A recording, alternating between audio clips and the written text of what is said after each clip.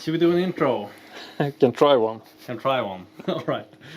Hello and welcome to the Miscast podcast. Yeah. The very first episode we are doing. Unfortunately, we don't have Andrea with us today. He's home watching the children because his wife is working late. Yeah. But me and Martin and Jonas. Yeah, and ideally this will be a future thing of ours, that we will be pairing with battle reports, with news reports, and with other various content videos that we might be interested in putting out there. Yeah, the thing was to make this maybe a bi-weekly release of a podcast, so we have the chance to discuss news and news things from Games Workshop. And especially now with the old world seemingly around the corner, we want to have the opportunity to have a forum to discuss releases and things that's happening in the Warhammer world. Yeah, and we have some ideas to make this a bit more interactive. So we have 2 segments where we are really looking forward for community input. Yeah. And perhaps share a bit of our current projects and about ourselves, about the hobby in general. Yeah. So we start right there. Yeah. Well, what is your current project? Martin, I hear you have something interesting going on. It is Warhammer related, but I'm currently working nights in my basement to build can you call it a man cave or something? Yeah. I don't like the word man cave. No, me neither. But right now I play in the workshop in my basement, and it's cold and it's dusty and dirty, so I've teared up a whole other room and putting heated floorings and tiled it up, and now I'm in the works of building a gaming table. Yeah, it's super nice. We we played a battle report in your basement where we played the trolls, I think, against some of my armies. And it was incredibly cold. I had to have slippers because my feet were going to die. So it's horrible. but it's looking really nice. We can put some pictures up of the table you're building. And I'm always impressed of the speed that you are capable of putting projects together. Yeah, but as soon as the kids are asleep, I go do my stuff. That's why I'm hard to reach on Discord, because I rarely start my computer at home. Yeah. So I should probably install it on my phone. Yeah, but you're a carpenter by trade, right? Yeah. Since you're not working with it right now, but you're a carpenter by trade. Yeah, so that's my other hobby, but it's more expensive, weirdly enough. It's so expensive to remodel houses and so on. Yeah, a lot of people say that Warhammer is expensive, but I kind of don't really get it. My other hobby is riding motorbikes and watches, I suppose. Yeah. But Warhammer is the cheapest hobby I have now. Riding motorcycles is way more expensive than playing Warhammer. But there are a lot of people that are going to disagree with you. It can be expensive if you turn it into an expensive hobby. Yeah, for sure. If you start going into those big Forge World Titans or buying... or going into the whole fear of missing out thing. I need to get this exclusive model right now and I'm going to put it on my ever-growing pile. They're kind of expensive, the characters. I was looking in a shop in Umeå last week, and one character is no problem to be 40 euros or something for one model. And some of them don't even have rules. You release it and you can just put it in a unit, but there's no special rules or anything. Yeah, I think it's quite expensive. But I think the most thing that Warhammer players do is that they buy a lot of things and then they don't paint it all, and then they have a big pile of shame. I think that's where the big cost comes from, because I paint quite a lot. And I can maybe paint 3,000 points in a year, maybe. And even if I buy all that new from Games Workshop website, that's not that much money. It's not thousands of dollars. Yeah. No. It's not and 500. Then we're talking Swedish crowns. Yeah, so absolutely. $50. Yeah. But Warhammer wise, I'm painting some small models, dwarfs, and I'm working on the Citadel of the Everchosen. But I don't have a pile of shame. Talking about expensive stuff. Yeah, but that was cheap by the pound. If you plastic count it. How many pounds of plastic was it? Or kilos of plastic? Kilos, it's 14.4, but the spruce. So I'm guessing 10 when it's done. Yeah, that's quite a lot. I have 1/8 of it at my house right now, and it takes up all the space in the basement. Yeah, it's kind of horrible. Yeah. I don't understand the product development of it. Whom in their right mind would build such a product? But from a Games Workshop perspective, I can understand the consumers that they want to buy it because it's super awesome for hobbying purposes. But how do you make a business model and But sell it wasn't must have that been like expensive. I think it was like 8,000 Swedish when it released. Yeah, it's But like $800. if you look now, like if you build a Maleficent gate or something, I think that was around 2,500, and there's 2 of those in the. So it was good bang for the buck, even with the original price. But it must have been like a print or on-demand thing or something. Did they really I have don't that know. in store? I never saw it in a store, but I I didn't have play no when idea. it came out Yeah, me either. neither. So it's different. But what are you working on? Yeah, talking about expensive stuff, I bought an entire High Elves army, and I started buying or you started selling small things to me. Yeah. And then you just came to my house with stuff from time to time. I bought this for you. Thank you. So and recently I bought like a big like party of High Elves. It was a Sky Skiff, and it was the Imrik on Dragon and all of that stuff. So I probably have like maybe 5,000-6,000 points of High Elves unpainted right now. And I have only painted one Lion Chariot, the Sky Skiff, and then a few other things. Yeah, the Sky Skiff is kind of cool. You have painted are really beautiful. The Sky Cutter, yeah, we can put some picture up of the Sky Cutter and also some of the Illyrian Reavers and stuff. I've never seen it on the battlefield. No, like the Sky Skiff. No, the Sky Cutter. I know that there was one guy at Dalaslaget who played it a few years ago.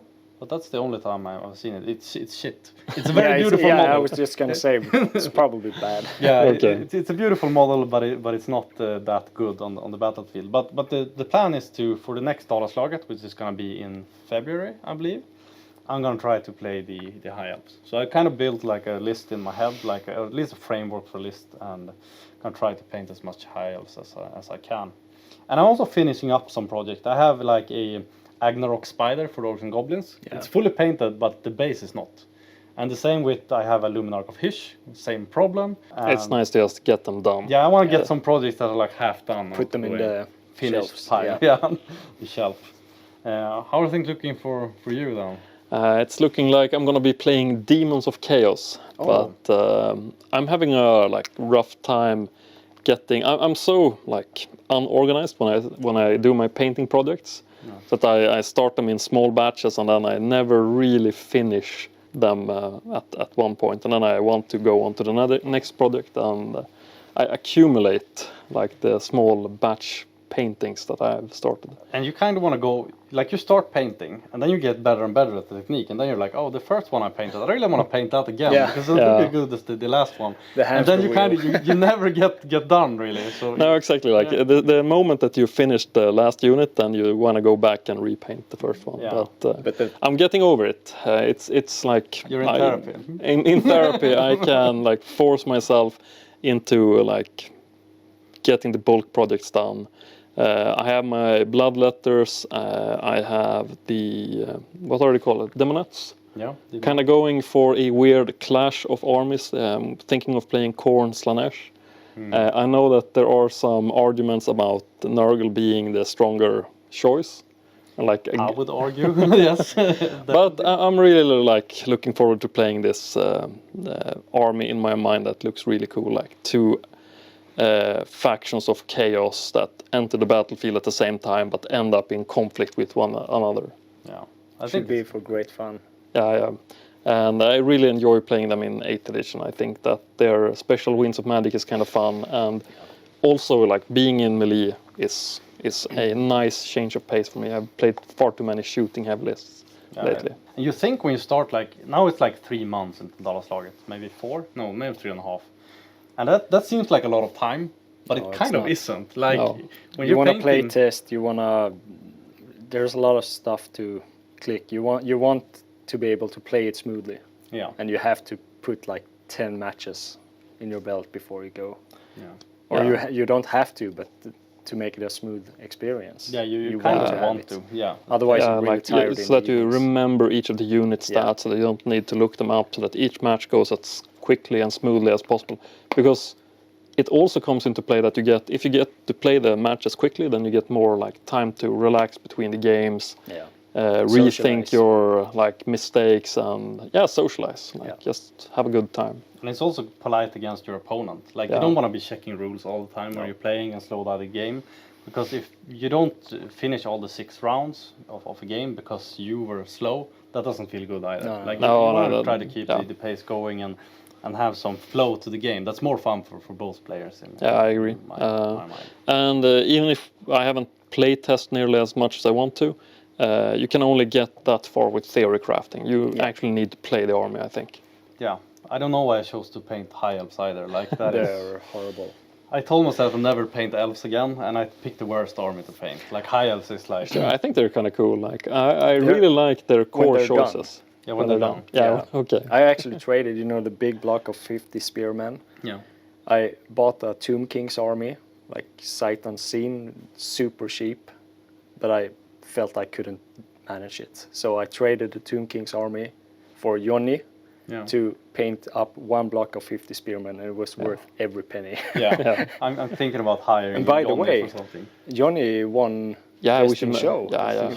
Fantasia. What's it called? The tournament. Yeah, it's a fanatic, right? Yeah. Yeah, and they are super cool. But it's a bit really inspiring. looking forward to the next project. Talking about new stuff.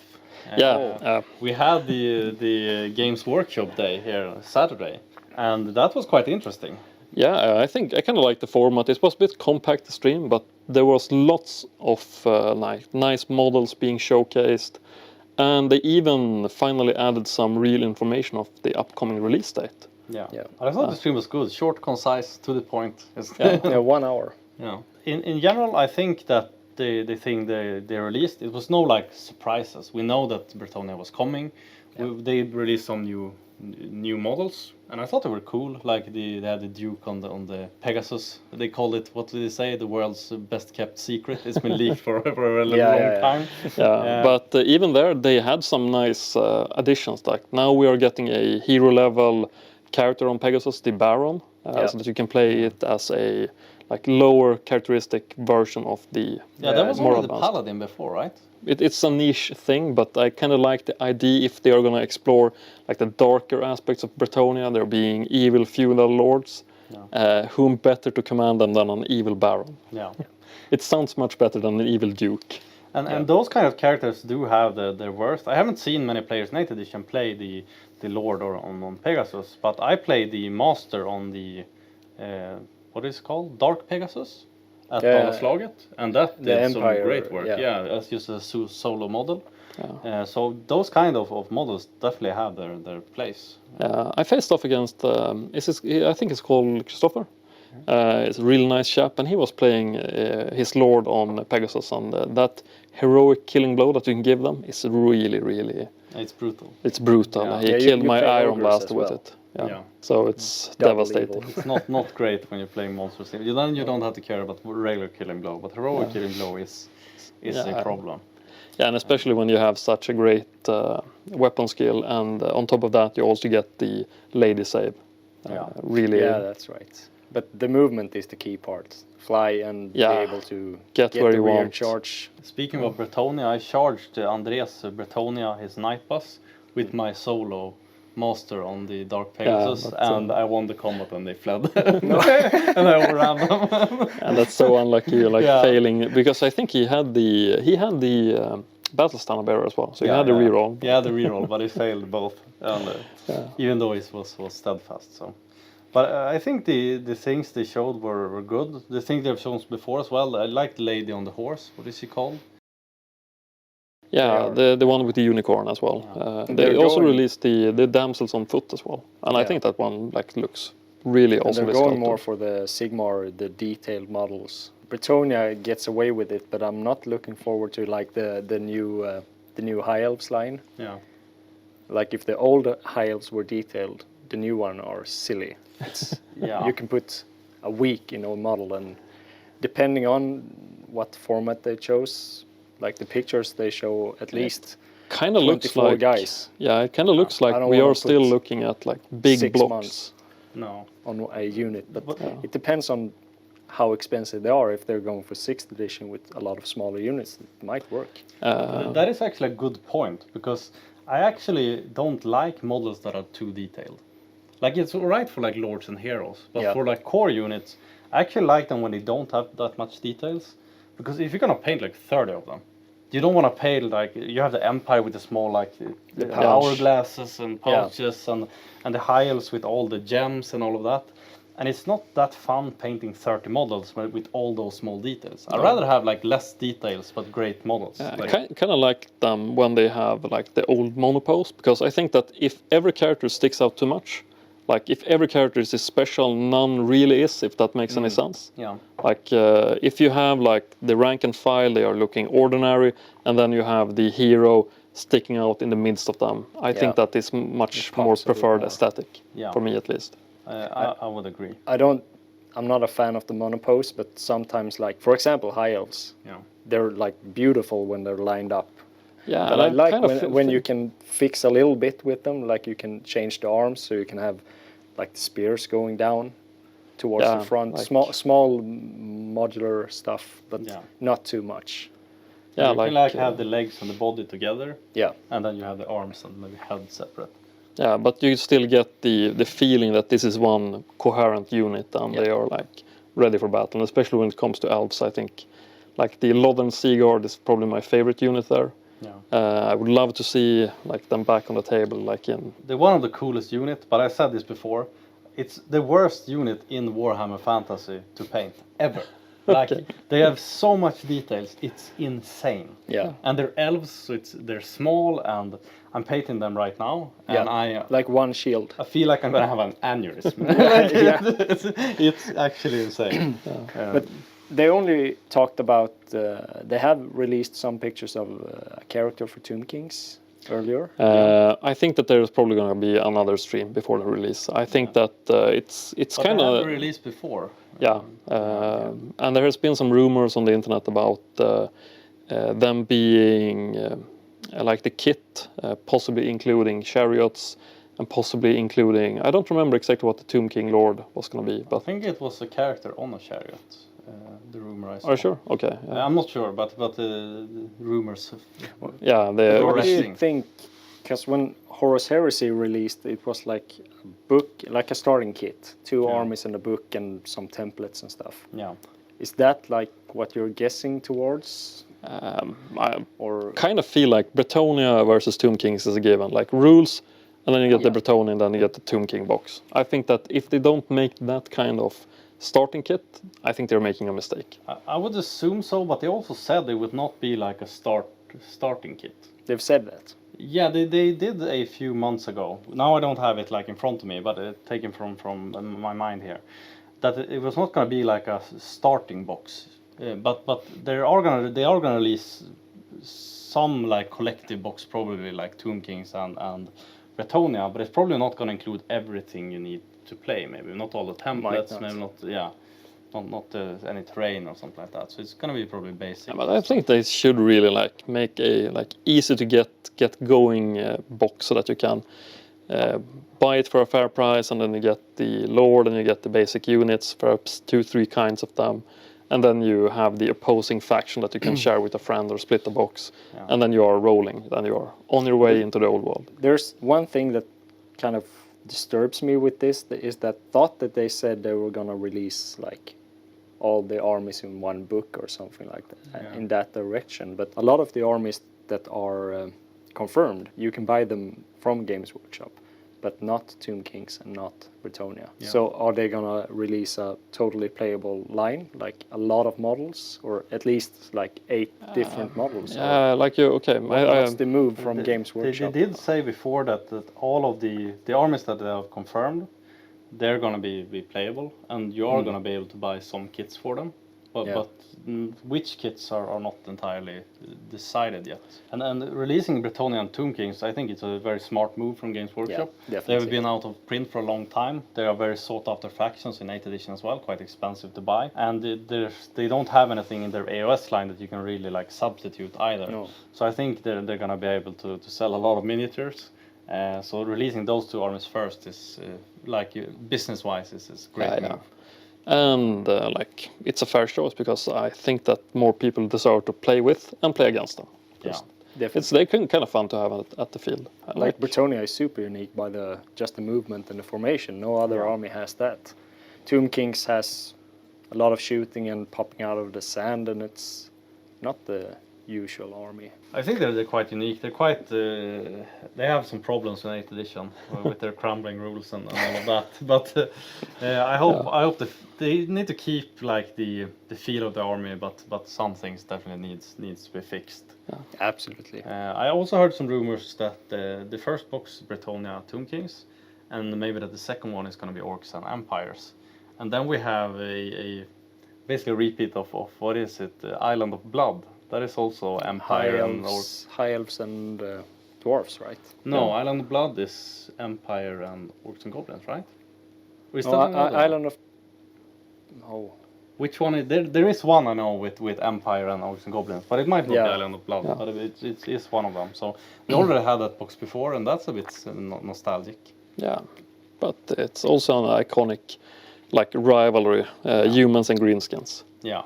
Bretonnia is actually like in lore-wise settings, campaigning in faraway Araby at times with their errant wars, and considering the gameplay in Warhammer Total War, they are starting in Araby, so it kind of makes sense to pitch them against. I think that a lot of people that are introduced to Warhammer from the video games is going to find it to their liking that I can repeat like the same kind of battles that I've been enjoying at the game.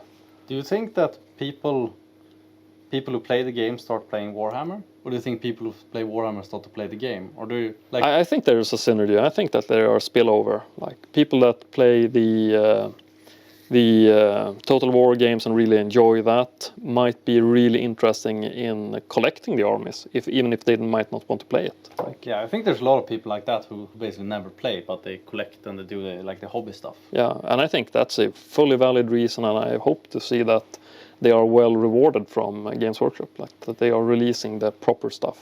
Yeah, but the game itself, I tried it for a few hours, and it's too much for me. Like the battles are super fun. You recognize the unit, you know what they do, you know what their strength are. You can take over your knowledge from 8 into the Total War, but in between the battles you are supposed to build community and send resources and so on, and that's not my strong side. yeah. So it's not really my cup of tea either. no, like the skirmish battles are actually great fun, but other than that, I'm not a fan of that concept. Not the biggest fan. I kind of like the 4X expand explore.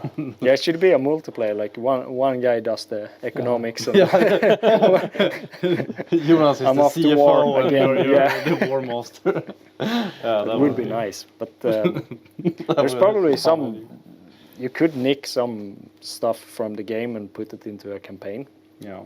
I really hope Stuff that they from the like game you can borrow use. good ideas from there. Yeah, but it's a bit of a stretch. Now they have confirmed the armies, but there was a brief moment where people were hoping for a Cathay army, but it's not looking...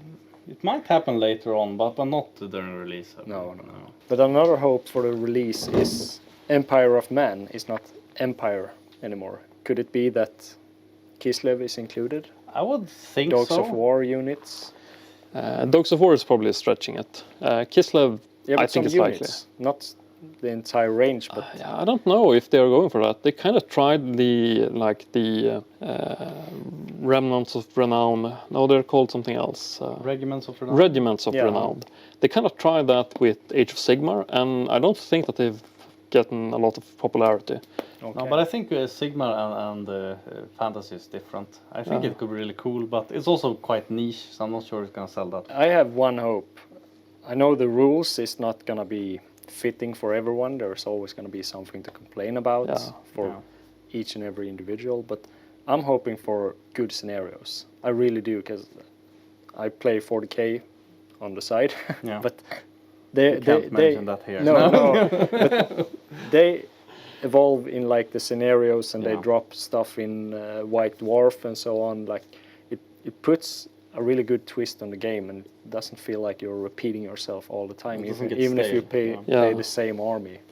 You and Johnny at times play with that deck where you like go to have a scenario, you build terrain, and then you draw scenario special rules. Like there was one I thought was really innovative, where there was a mechanic where the sun was moving over the battlefield, and depending on which phase it was affecting shooting capabilities. Sun and the ice, and different deployment zones and so on. I don't know if the randomness is really fitting to fantasy, but at least worked out scenarios but with different ways to score points. And not a lot, but like some small dots of. Because some scenarios that we are playing right now is like restrictive for certain armies. You can't really play Watchtower fairly with every faction, I think.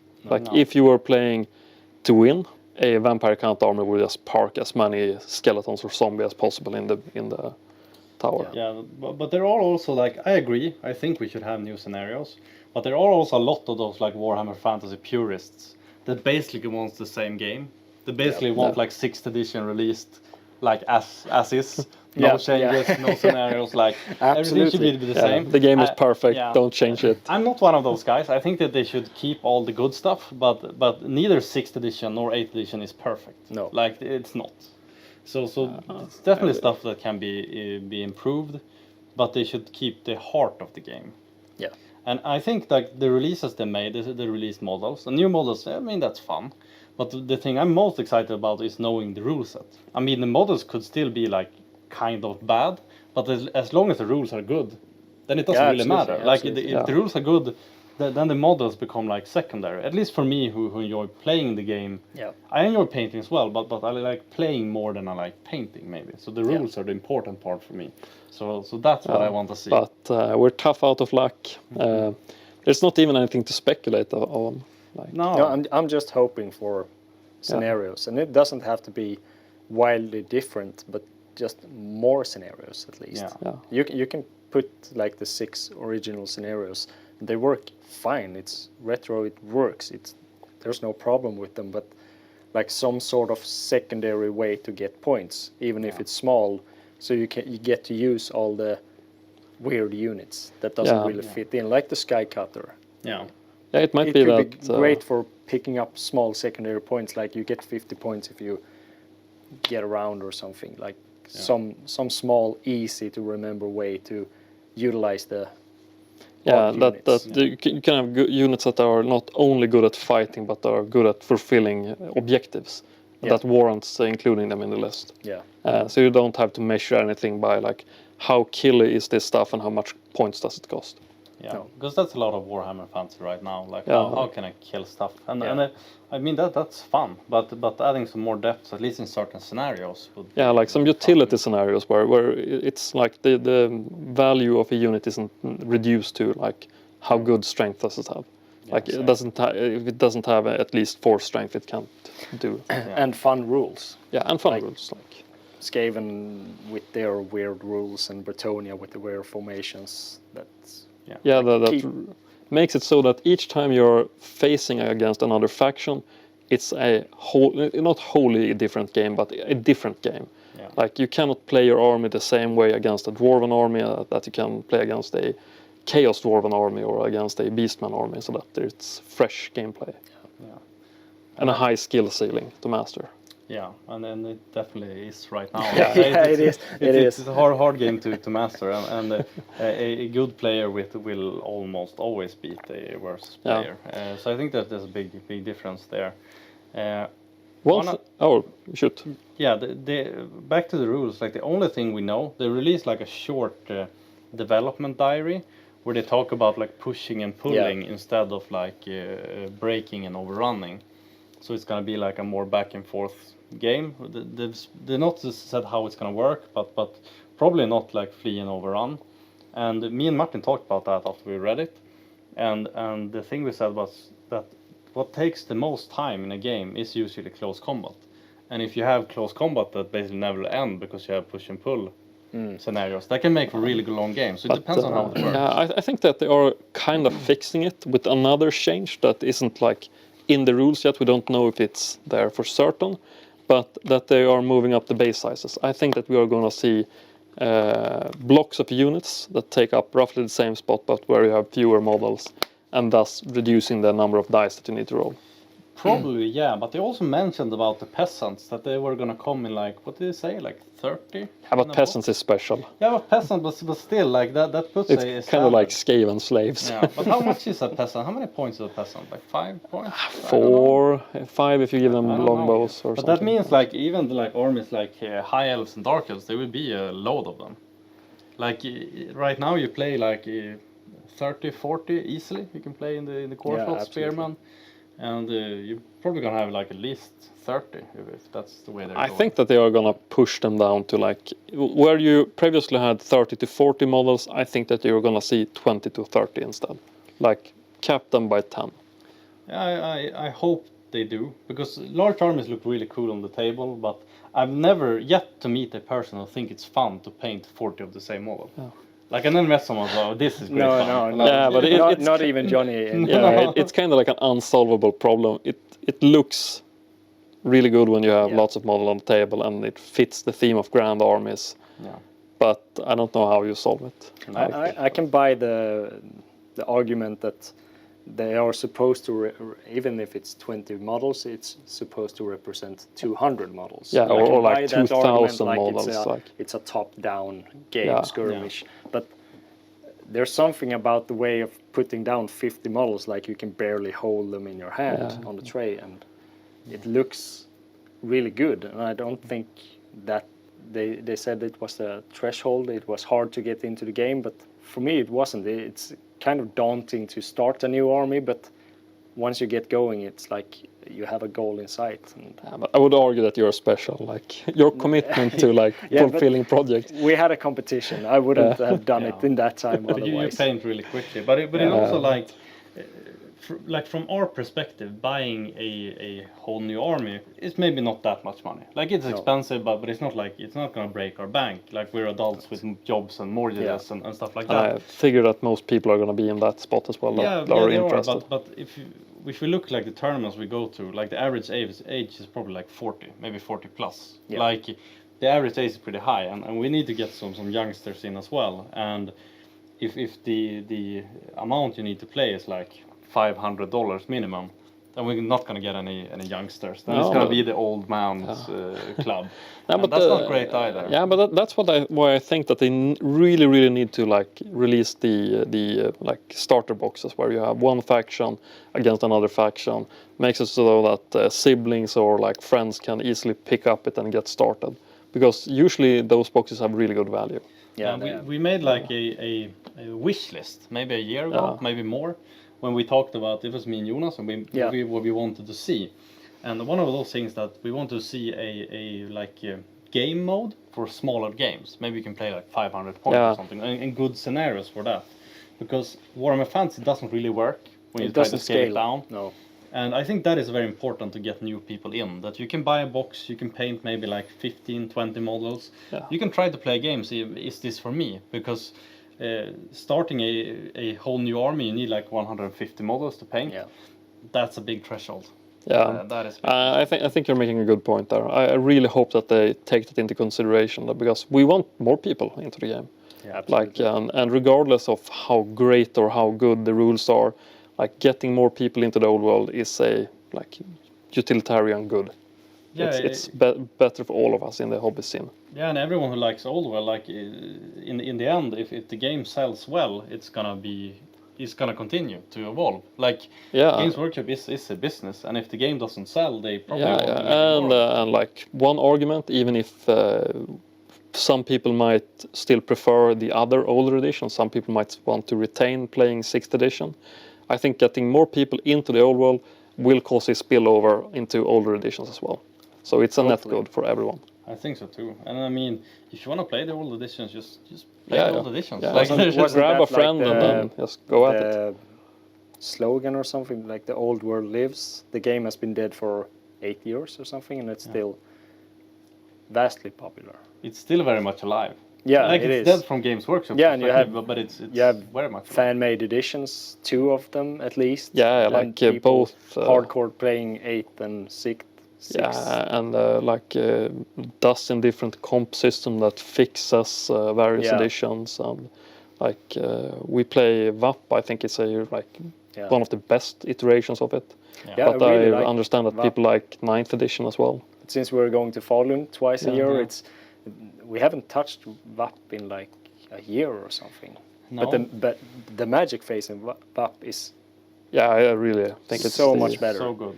Very, very It's good. like perfect. If they bring that into the old world, just nick it. I would be. But really that is happy. one thing. They have touched on the magic phases in Old World in one of the development areas. They talked about like the wizard is gonna have more impact throughout the game. So you're gonna be able to cast magic in different phases. As movement. If you have a spell that affects movement, you're more likely going to be casting it in the movement phase than you're going to be casting it in a singular magic phase.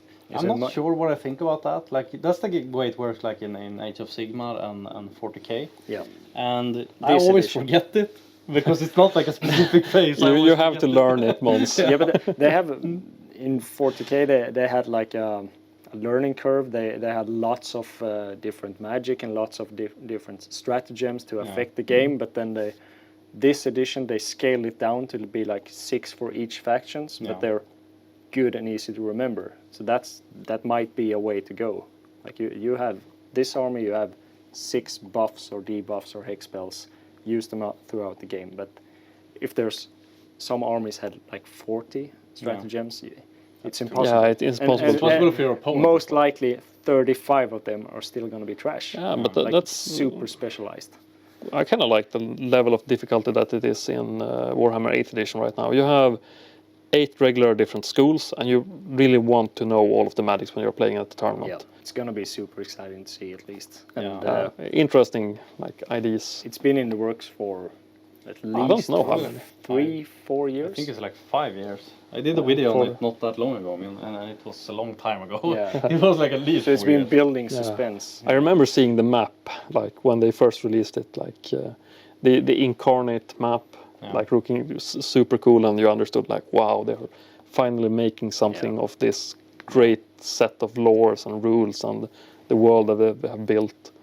And then it was so dead quiet. Yeah, it was quiet for a long time, Yeah, but now we're finally getting close. Like in the beginning of next year, they released a tweet in February that they removed. so I'm guessing that we're somewhere along there. Yeah. But do you guys have any closing thoughts on the old world? Like, what is your top point about the upcoming release? I gotta say, like, I'm not really super excited to see more models. I want to see rules. I am so excited to know something about the rules. Okay. Like, that's just what I want to see. Yeah, I'm on the same level. I've seen Bretonnian, I've seen Tomb Kings, and I've played them. Models are looking super nice. Yeah.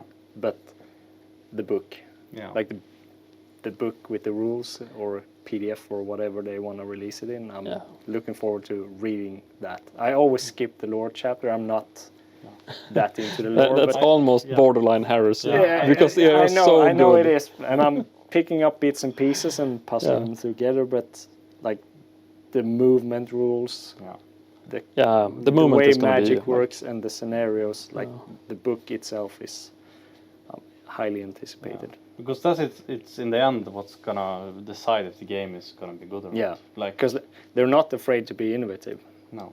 We can't blame them for that. They're changing up the pace in editions in Sigmar and 40k, and they did so in fantasy as well between editions. So hopefully they put something fresh in our hands, and that we get to have like a good experience with it. Yeah.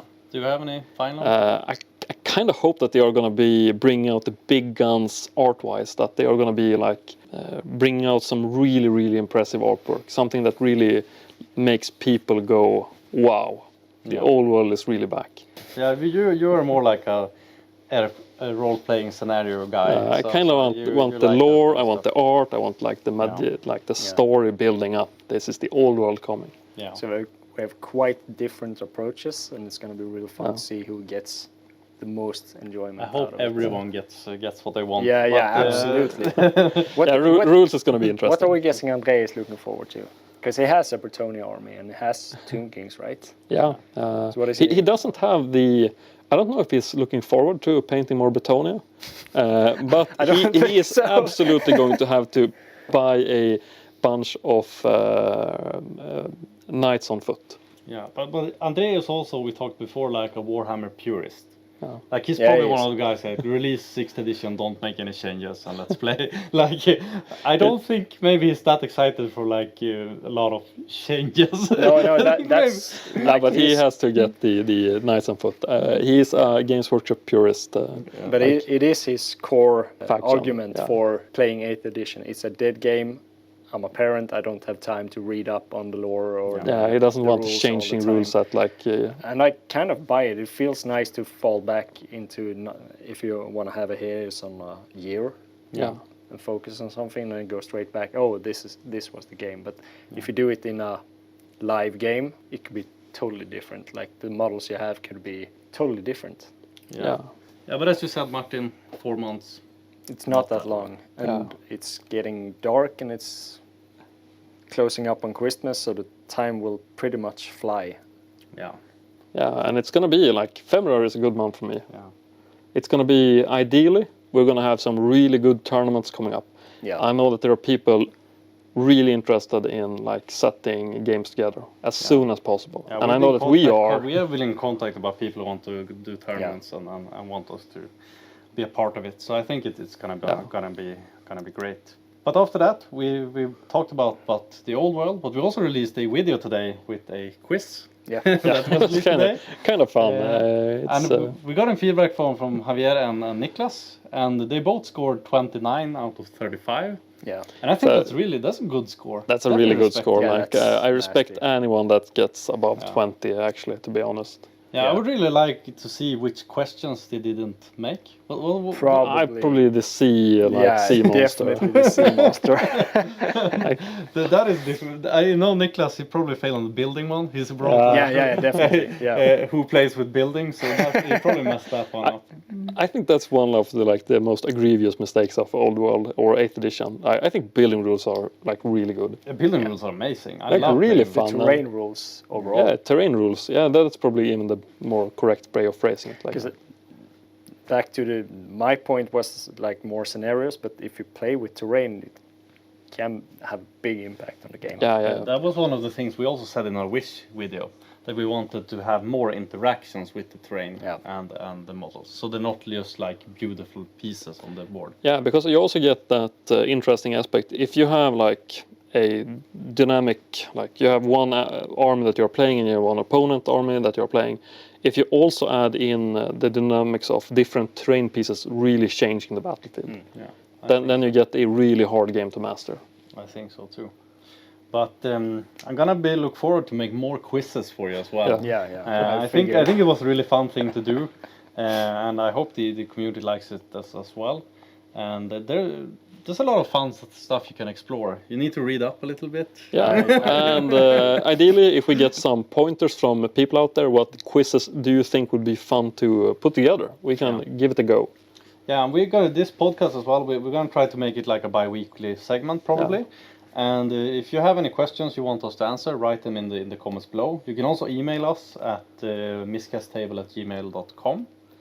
Yeah, and just throw us whatever discussion point, question, idea that you want us to bring up, and we'll make a segment out of it. Yeah, it can be anything, like what are we painting right now, what are we looking forward to, how does Jonas get his mustache so fluffy? I don't know, it can be anything.